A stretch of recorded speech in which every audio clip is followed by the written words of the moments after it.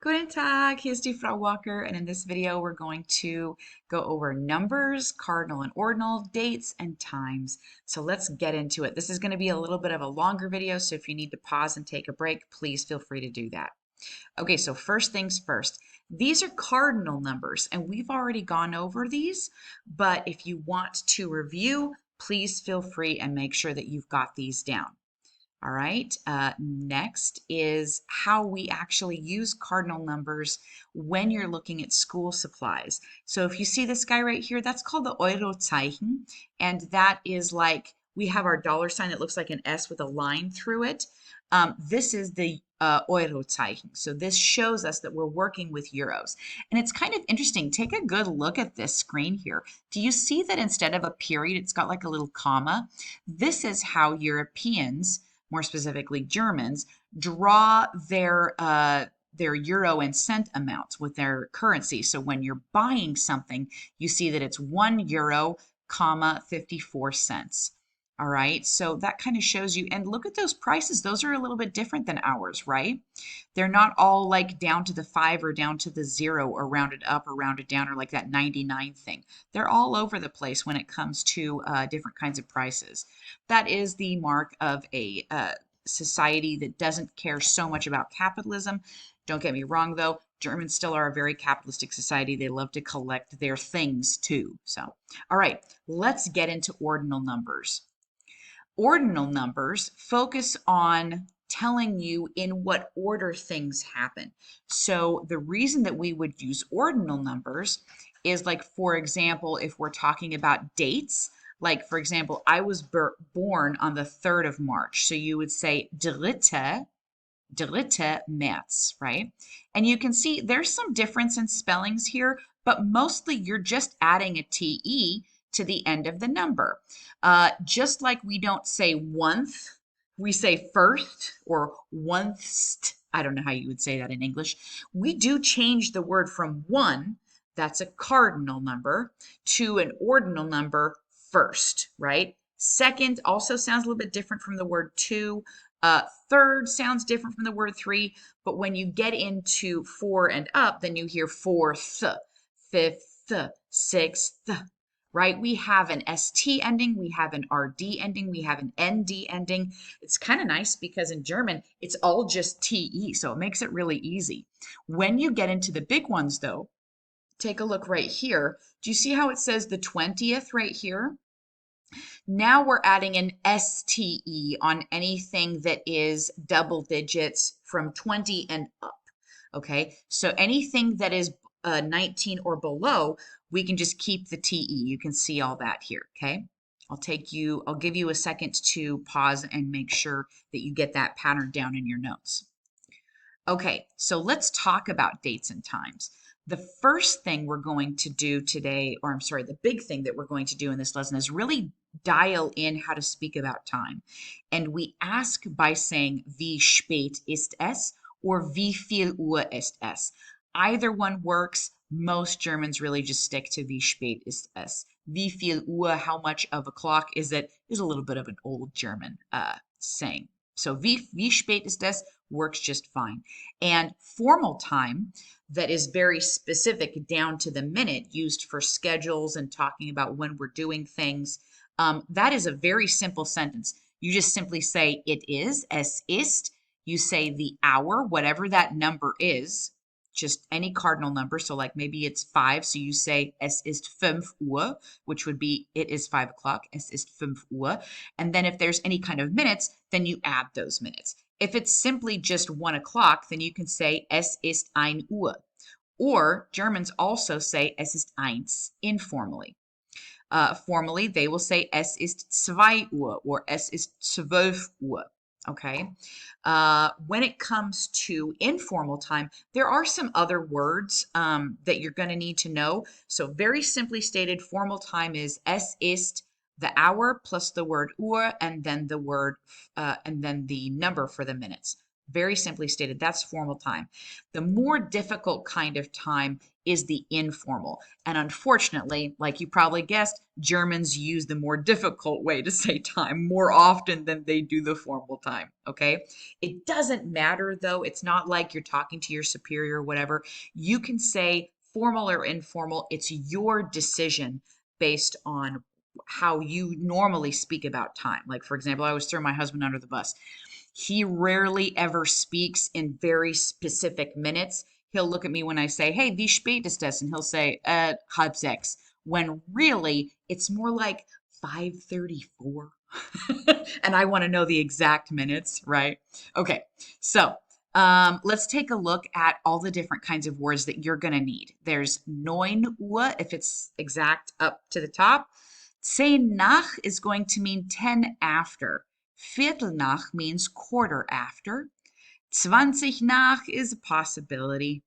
9:30, though, this is where it gets kind of complicated because we see that it's 9:30, but we're saying 9:30. Remember that Germans always say the half of the next hour, okay? So when we say it's 9:30, it's half of 10, we're saying that it's 9:30, all right? Half of 10 is not 5. We're talking about the hour. We're talking about clocks. Half of the 10 o'clock hour is 9:30. Okay, then we move on to the word vor. Vor means until or till.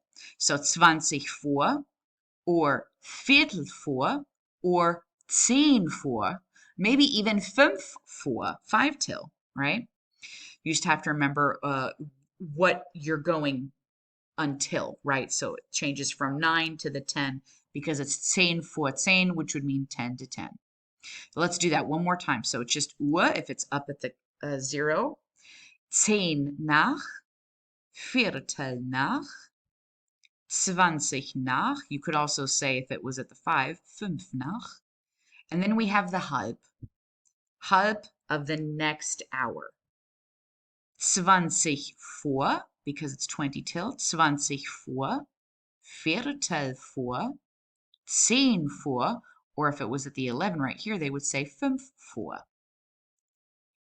Okay, next thing that you need to know is that we can also specify the type of day by saying simply like morgens or vormittags or nachmittags or abends. And you guys all remember that from the Guten Morgen, Guten Tag, and all that kind of stuff. Remember that Germans use 24-hour time.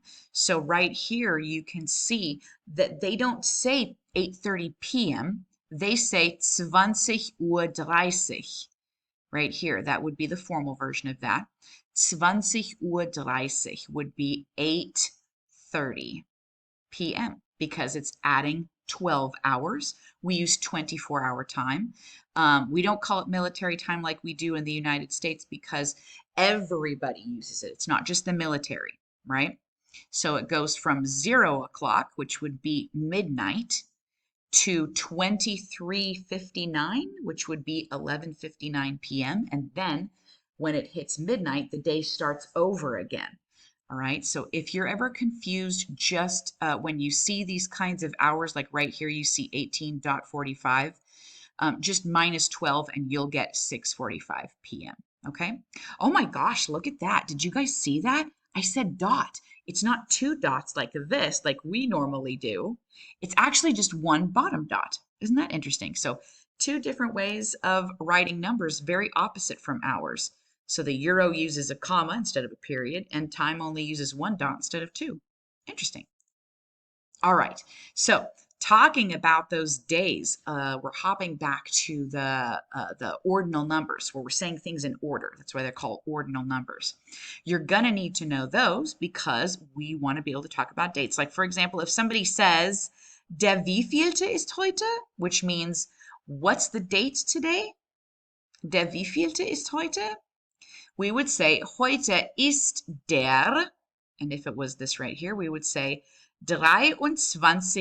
März. Whoops, sorry, let's go back. Notice that there's like a dot after the number 23 between 23 and March. See, that's another cultural thing right there. We don't put a comma, we put a dot. And that can be really misleading if you're a German 1 student and you're not used to that, because when you're like looking in a sentence and trying to read something, it looks like the sentence has ended right after a number. Watch out. That's your cue. If it's a number and then you see a period after that number, they're saying ordinal time. Okay. They don't do like 23rd where there's an RD after the 3. Okay. They just put a dot. And then you in your speech will say the ste. If it was 23, it would be 23. März 2010. Okay. They do not write their numbers. They do not write their dates with little slashes. They write them with little dots once again, right? And if somebody ever asked you, wann hast du Geburtstag? Like I told you, mine is on the 3rd of March. I would say, ich habe am 3. März Geburtstag. This person right here said, ich habe am 7. Juli Geburtstag. Okay, so just watch out for those. And if you want some help saying how what your birthday is, then to answer this question, wann hast du Geburtstag, just come up and show me what your best guess is, and I'll give you a thumbs up if you got it right, or I'll help you out if you need some help. All right, let's give you some time to practice. What I want you to do in your notes right there, just on a piece of scratch paper, is see if you can figure out which one of these right here will answer this sentence, and then give it a try. Go back to that slide before trying to find the ordinal numbers for 28, 3, 30, 11, 7. And then when you're done, click to the next slide here, or I should say pause this, pause this recording, and I'll click to the next slide.